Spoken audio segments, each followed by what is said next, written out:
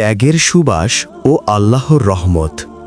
শহরের এক জীর্ণ গলির শেষ মাথায় ছোট একটি কুঁড়েঘরে বাস করতেন আমিনা বিবি। দারিদ্র্য ছিল তার নিত্যসঙ্গী, কিন্তু আল্লাহর উপর তার ভরসা ছিল হিমালয়ের মতো অটল। একদের হাড় কাঁপানো শীতের রাতে আমিনা বিবির ঘরে খাবারের জন্য ছিল মাত্র একটি শুকনো রুটি। সারা দিন ক্ষুধার্ত থাকার পর তিনি যখনই রুটিটি মুখে তুলতে যাবেন, ঠিক তখনই দরজায় মৃদু করাঘাত শোনা গেল।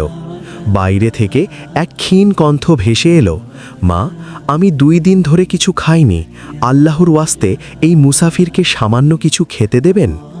আমিনা বিবি থমকে দাঁড়ালেন। তিনি জানতেন এই রুটিটুকু দিয়ে দিলে তাকে আজ সারা রাত এবং পরদিনও হয়তো না খেয়ে থাকতে হবে।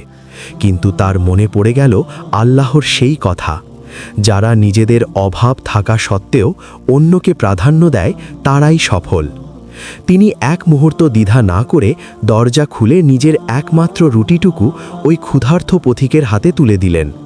পথিকটি তৃপ্তি ভরে খেয়ে হাত তুলে দোয়া করে বললেন, মা, আল্লাহ আপনার এই ত্যাগের উত্তম প্রতিদান দিন।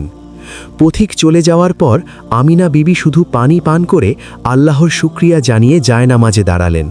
ক্ষুধার যন্ত্রণায় শরীর কাঁপছিল, কিন্তু তার হৃদয়ে ছিল এক জান্নাতি প্রশান্তি। পরদিন ভোরে দরজায় কড়া নাড়ার শব্দে তার ঘুম ভাঙল। দরজা খুলে তিনি অবাক হয়ে দেখলেন শহরের এক বড় সওদাগর তার সামনে দাঁড়িয়ে আছেন।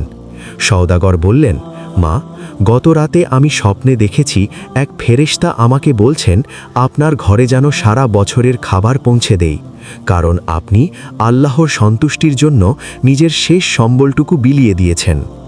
আমিনা বিবির চোখ দিয়ে অশ্রু ঝরতে লাগল।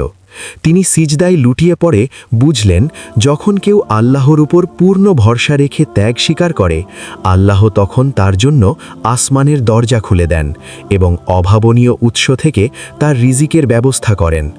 আল্লাহ তাআলা সবাইকে বোঝার তৌফিক দেন। আমিন।